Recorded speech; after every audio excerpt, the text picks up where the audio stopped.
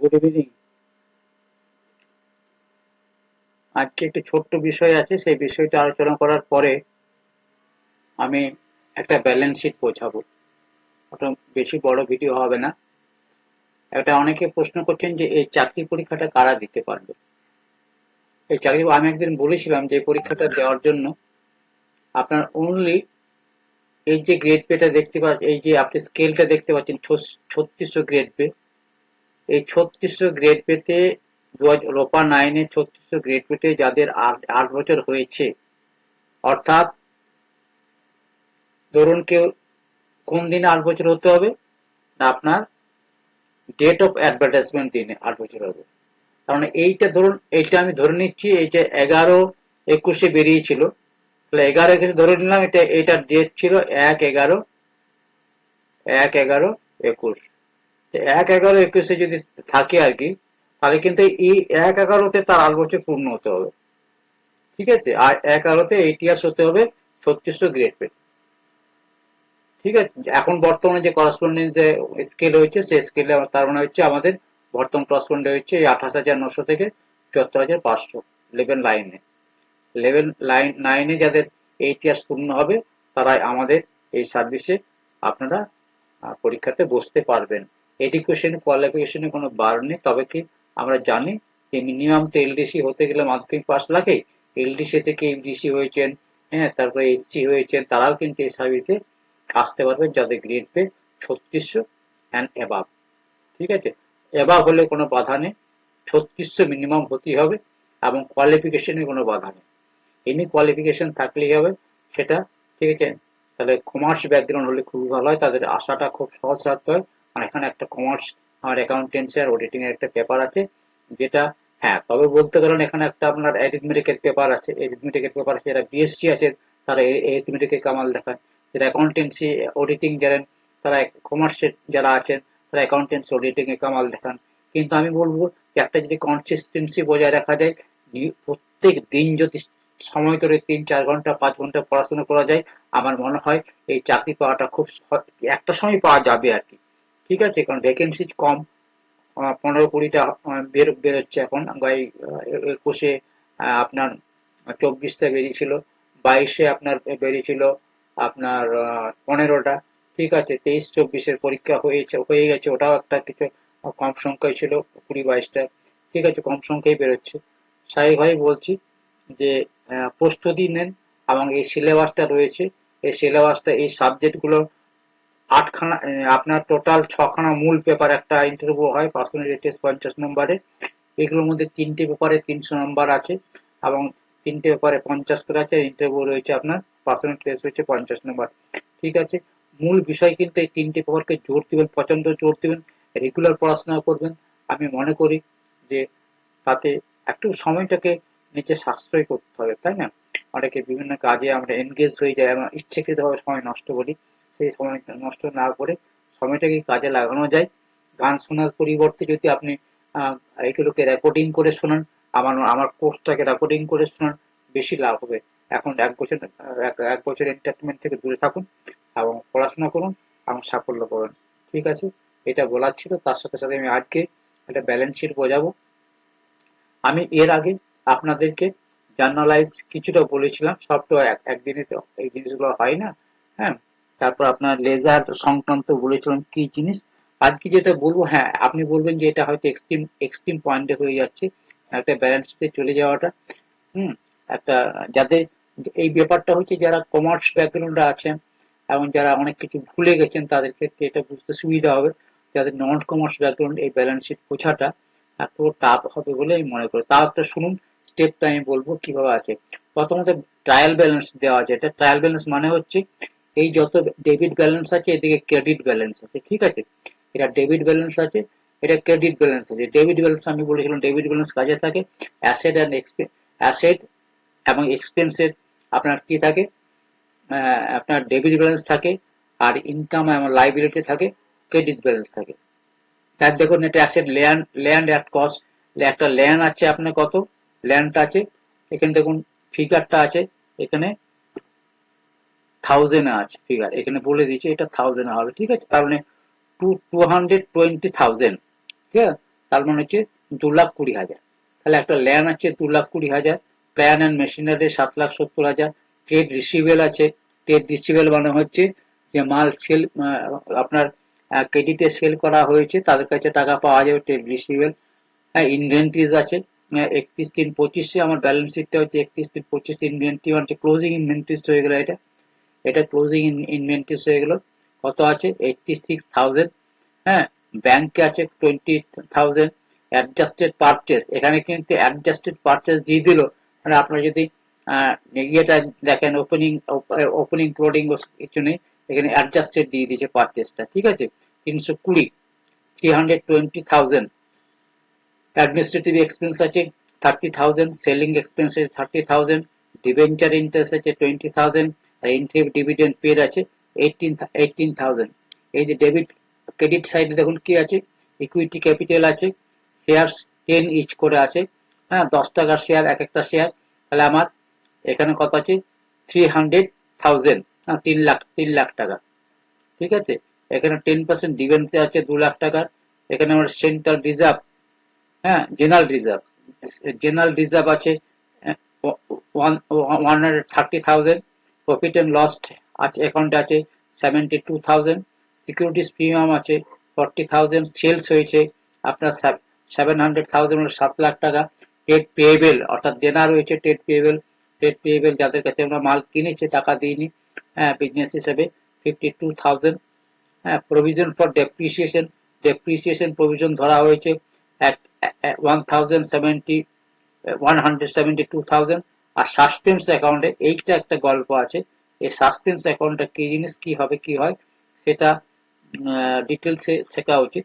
যাই হোক, আমরা এরপরে দেখবো যে আর কি দেওয়া আছে। আরো দেওয়া আছে, এডিশনাল দেওয়া আছে যে authorise share capital of the company 40,000, shares রয়েছে 40 ইচ। এইটা হচ্ছে অনলি ডিসক্লোজার দিতে হয়, এটাতে আপনার কিছু করার নেই। এটা আমি বলেছিলাম নোটস টু অ্যাকাউন্ট, এটা ডিসক্লোজার দিতে হবে। The company on the advice of the independent valuer advise wishes to revalue the land 3,60,000। দেখো ল্যান্ড কত ছিল, ল্যান্ড 2,20,000 ছিল, তাই না, 2,20,000 ছিল, বলছে রিভ্যালুয়েশন করা হলো।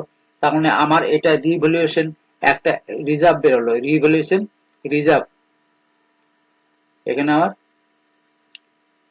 এইটাতে আমার কত, আমার ছিল কত, এইটা হয়েছে, তাহলে আমার ছিল কত 220 ছিল, এটা মাইনাস করলে আমার কত দাঁড়াচ্ছে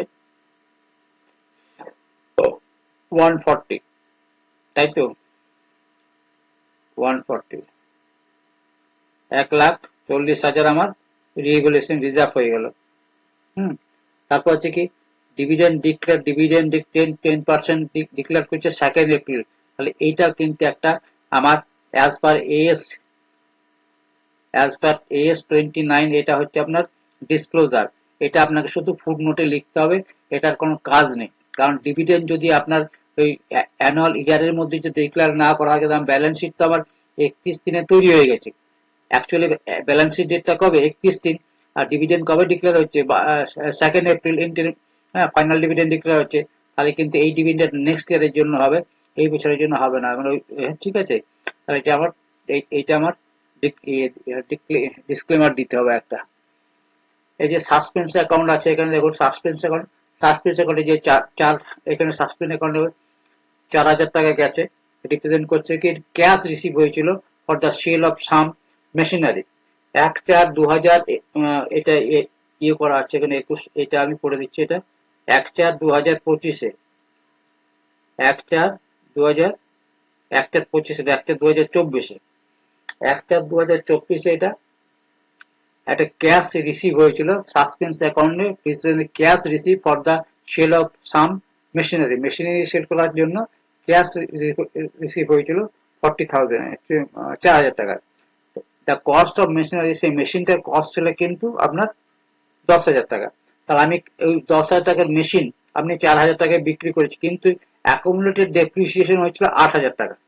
তাহলে দেখুন, তাহলে অরিজিনাল মেশিনটার দাম কত, এই 10,000 টাকা মেশিনটার ডেপ্রিসিয়েশন হতে হতে আমি 8,000 টাকা ডেপ্রিসিয়েশন হয়ে গেছে। তার মানে আমার ছিল কত, মেশিনটা 2,000 টাকার মেশিন ছিল আমার অরিজিনালি, হ্যাঁ। আপনার ক্যারিং কস্ট ছিল, বুক ভ্যালু ছিল কত আপনার 2000। তাহলে 2000 ছিল, আমি 4000 টাকা বিক্রি করছি, তাহলে আমার অরিজিনালি এই যে সাসপেন্সে গেছে, তাহলে আমাকে এটা প্রফিট দেখানো উচিত ছিল। আপনার এটা প্রফিটের লস এখানে আমার প্রফিট দেখানো উচিত ছিল কত টাকা, 2000 টাকা, তাই না? 2000 টাকার জিনিস আমি 4000 টাকা বিক্রি করছি, ঠিক আছে। এরপরে দেখুন depreciation on plant and machinery 10%, তাহলে প্ল্যান এন্ড মেশিনারি আমার কত আছে, প্ল্যান এন্ড মেশিনারি কত আছে 770, এর 10% হলো 77।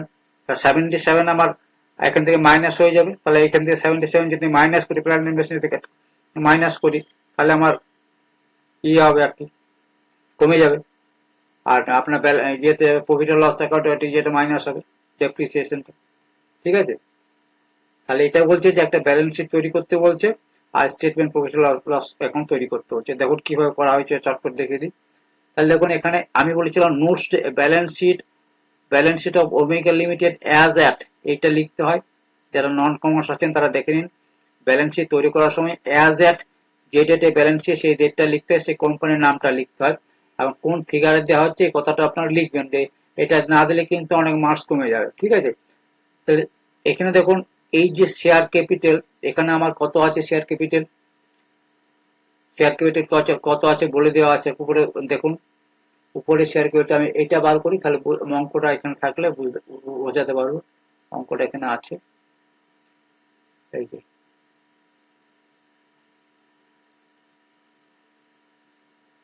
এখান থেকে শেয়ার ক্যাপিটাল দেখুন, শেয়ার ক্যাপিটাল, হ্যাঁ ইকুইটি শেয়ার ক্যাপিটাল কত আছে 300,000, হ্যাঁ 300,000 শেয়ার ক্যাপিটাল আছে।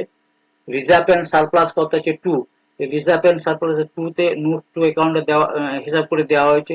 এই 530 কি করে এলো, 530 কি করে এলো দেখুন, revenue from operation, revenue from operation আমার যখন এই ব্যালেন্স শিটটা যতক্ষণ না পর্যন্ত আমি এইটা পাচ্ছি আর কি, মানে আপনার কি বলবো, আপনি যতক্ষণ প্রফিট ও লস অ্যাকাউন্টটা কিন্তু আগে করে নিতে হবে। ওটা আগে করলে কিন্তু তবে আমি এখান থেকে ব্যালেন্স এই প্রফিটটা আমি বার করতে পারবো, তাই না। এই যে কি বলে এটাকে, স্টেটমেন্ট প্রফিট লস অ্যাকাউন্ট আমাকে করতে হবে। তাহলে রেভিনিউ ফ্রম অপারেশন আমার সেল হয়েছিল, তখন এটা সেল, কিন্তু ওই ব্যালেন্স শিট থেকে আপনার ট্রায়াল ব্যালেন্স থেকে পাবেন এটা সেল আছে। রেভিনিউ ফ্রম অপারেশন সেল হয়েছে 700। আদার আদার ইনকাম আছে 200, ঠিক আছে। 200টা কি আছে সেটা আমার নোটস 5 এ লেখা আছে। 200টা কোথা থেকে এলো, নোট 5 এ যান,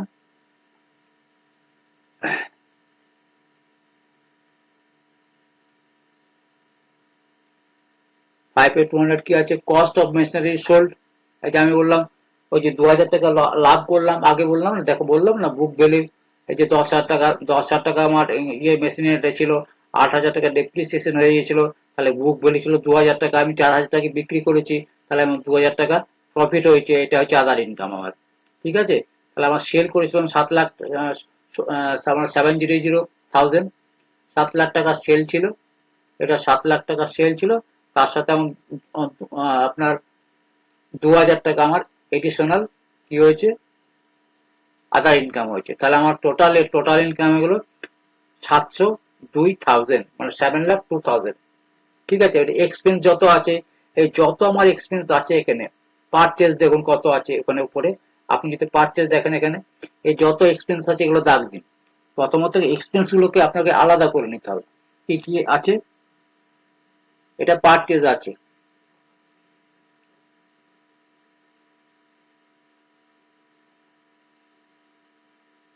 পারচেজ আছে, অ্যাডমিনিস্ট্রেটিভ এক্সপেন্স আছে, সেলিং এক্সপেন্স আছে, ঠিক আছে।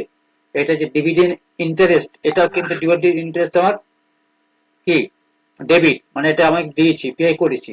ইন্টারিম ডিভিডেন্ড পেড, এগুলো সমস্ত আমার এক্সপেন্স, ঠিক আছে। তাহলে এক্সপেন্স গুলো আমার এখানে যোগ হবে, মানে প্রফিট আর লস অ্যাকাউন্টে আমার এক্সপেন্স গুলো যোগ হবে। এখানে চলে আসুন, একজন 60, 20, হ্যাঁ ডেপ্রিসিয়েশন, ওই যে ডেপ্রিসিয়েশন দেখুন আমার, ডেপ্রিসিয়েশন আরেকটা গল্প আছে এখান থেকে। আমার তো এখানে আমার মেশিন কত ছিল, মেশিন মেশিন ছিল 770। আপনি যদি দেখেন মেশিনটা আমার কত ছিল, এখানটা দেখুন কত ছিল। তাহলে বারবার এই করে দেখতে হয়, জিনিসটা বুঝতে হয়। মেশিনটা ছিল আমার প্ল্যান অ্যান্ড মেশিনারি ছিল 770, কিন্তু আমি কি করেছি মাঝখানে একটা 10,000 টাকার মাল বিক্রি করেছি, তাহলে 760 হয়ে গেল। তাহলে আমার যখন মাল বিক্রি হয়ে গেছে বছরের মধ্যে, তখন কিন্তু ওর তো কোনো ডেপ্রিসিয়েশন হবে না। 60,000 টাকা মানে 10,000 টাকা বিক্রি হয়ে গেছে, তাহলে আমার ডেপ্রিসিয়েশনটা কার উপরে হবে? 7,760 উপরে হবে। মানে 7,60,000 টাকার উপরে আমার ডেপ্রিসিয়েশনটা হবে। তাহলে ডেপ্রিসিয়েশন হয়েছে কত? 7,60,000 10% হচ্ছে 76,000 আমার ডেপ্রিসিয়েশন হয়েছে। আর আদার এক্সপেন্স হচ্ছে কি, ফ্যাক্টরি আছে, সেলিংস আছে, অ্যাডমিন আছে, 120। ওই তিনটে যোগ করলে 120 হয়ে যাবে। তার টোটাল আমার হয়ে গেল, টোটাল আমার যে ওই 702 মাইনাস এটা করলে আমার 166 কোটি টাকা, 166 লাখ, সরি 166,000, মানে 1,66,000 আমার প্রফিট হলো। তাহলে এটা কিন্তু আমার ওইখানে, এখানে ব্যালেন্স শিটে চলে আসবে। ব্যালেন্স শিটে আমার এই যে ইয়ে আছে আপনার রিজার্ভ এন্ড সারপ্লাস, ওইখানে যোগ হয়ে যাবে। এই যে রিজার্ভ এন্ড সারপ্লাস 530 হয়েছে, আগের যা রিজার্ভ এন্ড সারপ্লাস ছিল তার সাথে 166 যোগ হয়ে যাবে। ঠিক আছে,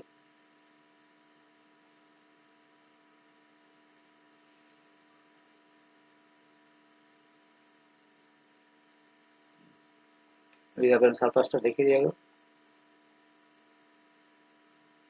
এই যে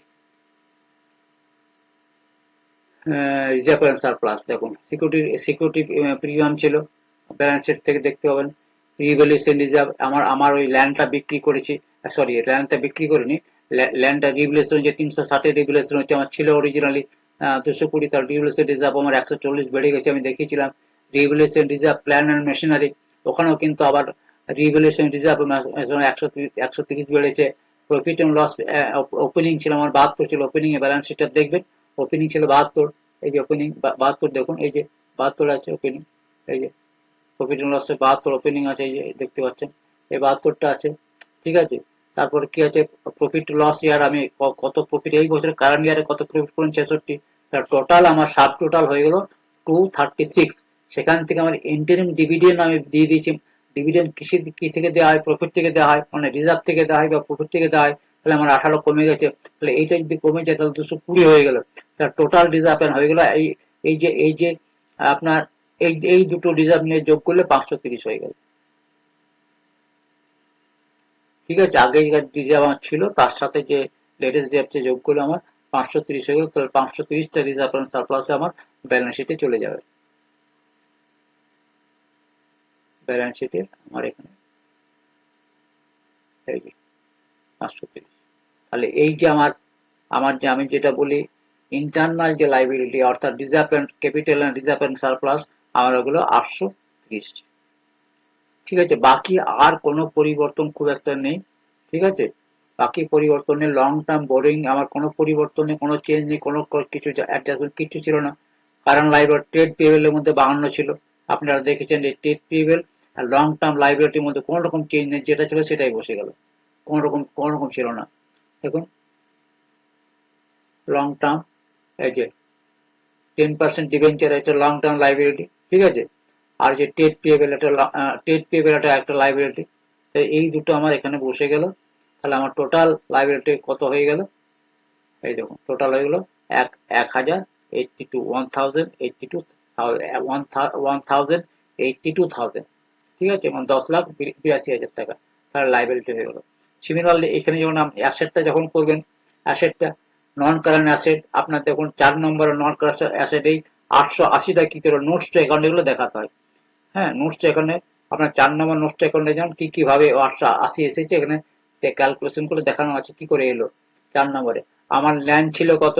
ওপেনিং ল্যান্ড ছিল 220, আমার ল্যান্ড ডিভ্যালুয়েশন হচ্ছে 140, আমার ল্যান্ড অরিজিনাল দাঁড়িয়েছে 360। ঠিক আছে, 360 ল্যান্ড হয়ে গেছে। প্ল্যান এন্ড মেশিনারি আমার এইটা আছে।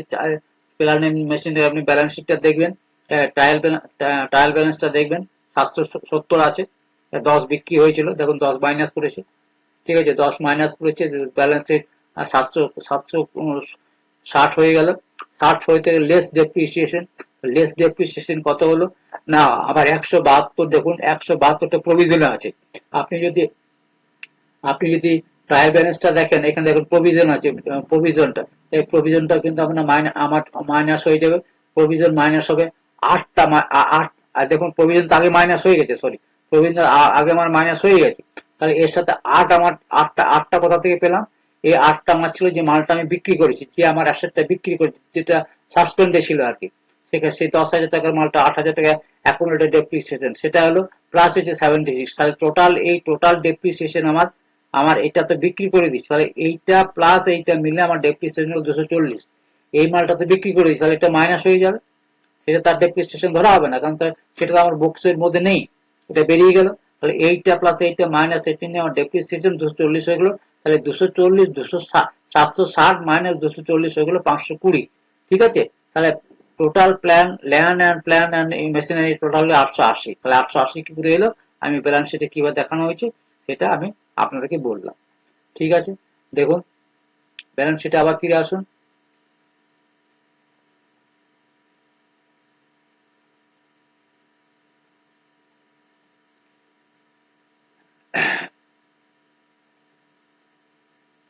আটশো আশি বুঝতে পেরেছেন। ইনভেন্টরিজ যা ছিল তাই আছে, ইনভেন্টরিজে হাত দেওয়া হয়নি। ট্রেড রিসিভেবল যা ছিল তাই আছে, হাত দেওয়া হয়নি। ক্যাশ এন্ড ক্যাশ ব্যালেন্সে হাত দেওয়া হয়নি। তাহলে কারেন্ট অ্যাসেট ডেটাই থাকলে দেখেন অটোমেটিক মিলে গেল। 880 আমার 880টার মধ্যে আমি যেটা মাল বিক্রি করেছিলাম সেটার সাথে আছে, আর অ্যাকুমুলেটেড ডেপ্রিসিয়েশন তার সাথে আমার প্রভিজন ডেপ্রিসিয়েশন রয়েছে, সেটা করে ক্যালকুলেশন 880 হলো। আর এগুলো স্ট্যাটিক ব্যালেন্স, আমার ট্রায়াল ব্যালেন্সে যা ছিল তাই আছে এটা। ঠিক আছে, এটা যোগ করে 1,82,000 হয়ে গেল, অর্থাৎ 10,82,000 হয়ে গেল আমার ব্যালেন্স শিট। এখানে অ্যাসেট এবং লাইবিলিটি মিলে গেল। তাহলে নোটস টু অ্যাকাউন্ট কি জিনিস আমরা বুঝতে পারছেন।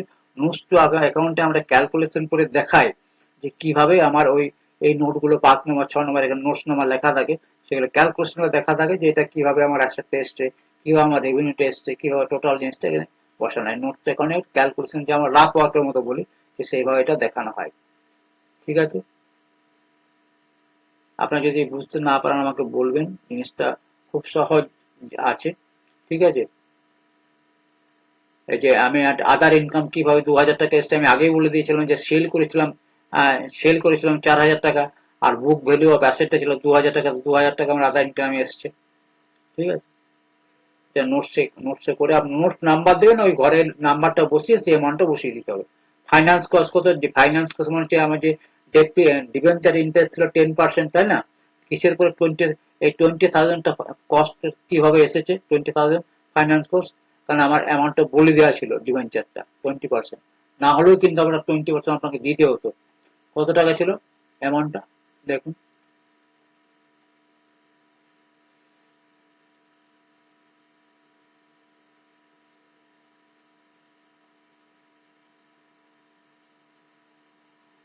এই দেখুন, এই ডিবেঞ্চারের উপরে ডিবেঞ্চার কত আছে আমার?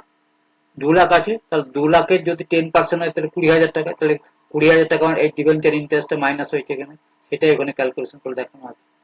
ঠিক আছে, তাহলে এই ছিল আপনাদের ব্যালেন্স শিটটা। এই ব্যালেন্স শিটটা আপনি ইচ্ছে করলে এখানে একটা ছবি তুলে নিতে পারেন। হ্যাঁ, ছবি তুলে নিয়ে বাড়িতে প্র্যাকটিস করুন, খুব ইজি হবে প্র্যাকটিস করলে। প্র্যাকটিস না করলে এগুলো হবে না, প্র্যাকটিস তো আপনাকে করতে হবে। জিনিসটা বুঝলেন? তাহলে আমি আরেকবার বলে দিচ্ছি, এই যে আমার এখানে এইটা,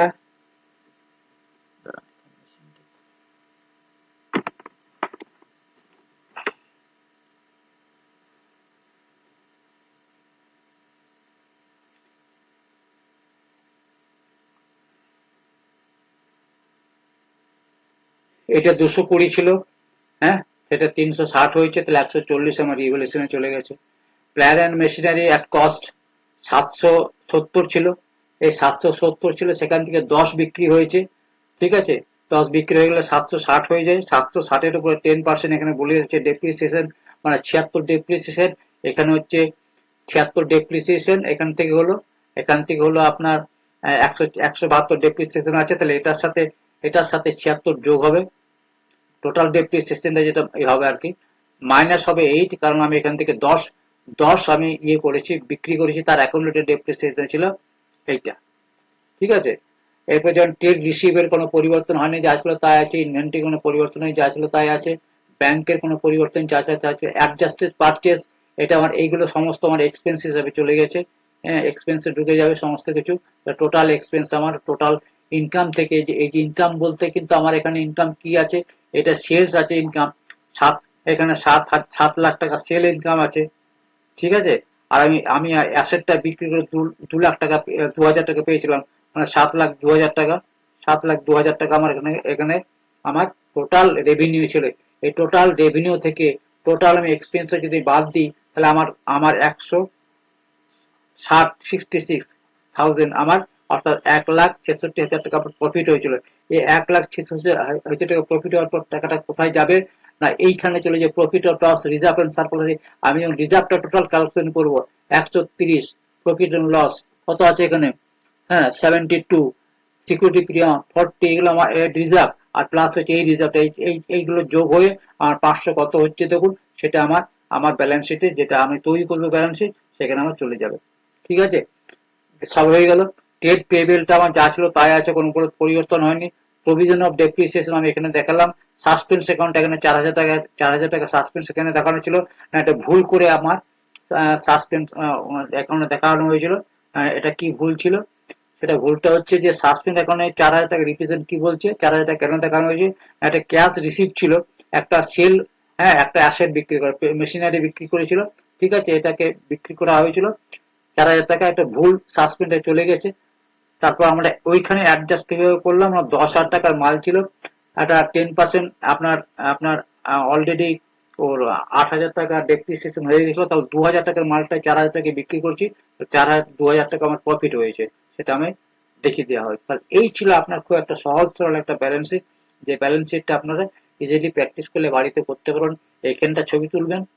ঠিক আছে, এখানটা ছবি তোলার পরে অ্যাকাউন্টেন্ট এটা ছবি তুলবেন, এটা ছবি তোলার পরে এটা ছবি তুলবেন। ছবি তোলার পরে আপনারা চেষ্টা করবেন কি যদি করা যায়, ভিডিওটা আস্তে আস্তে দেখলে কিন্তু টোটালটা আপনারা বুঝতে পারবেন। খুব ইজি জিনিস। অ্যাকচুয়ালি অ্যাকাউন্টেন্সিটা প্র্যাকটিসের দিন কনসেপ্ট, সবচেয়ে বড় জিনিস হচ্ছে কনসেপ্ট। আপনাকে অনেক কিছু জিনিস জানতে, অ্যাকাউন্টেন্সি জানতে গেলে এমনিতে ধরুন হায়ার সেকেন্ডারিতে অ্যাকাউন্টিং স্ট্যান্ডার্ড শেখানো হয় না। ইভেন আপনার গ্রাজুয়েশনে খুব একটা ভালো অ্যাকাউন্টিং স্ট্যান্ডার্ড শেখানো হয় না। সি লেভেলে অ্যাকাউন্টিং স্ট্যান্ডার্ড খুব ডিপ লেভেলে শেখানো হয়। অ্যাকাউন্টিং এটা খুব সামান্য একটা ব্যালেন্স শিট ছিল, এই চাইতে কঠিন ব্যালেন্স শিট আসবে। হুম, তার জন্য বলছি আপনি একটু প্র্যাকটিস করুন। আর আমি চেষ্টা করবো যতটা পারি সময় দিয়ে আপনাদেরকে হেল্প করে। ধন্যবাদ। আজকে আমি ভিডিওটা এখানেই শেষ করছি।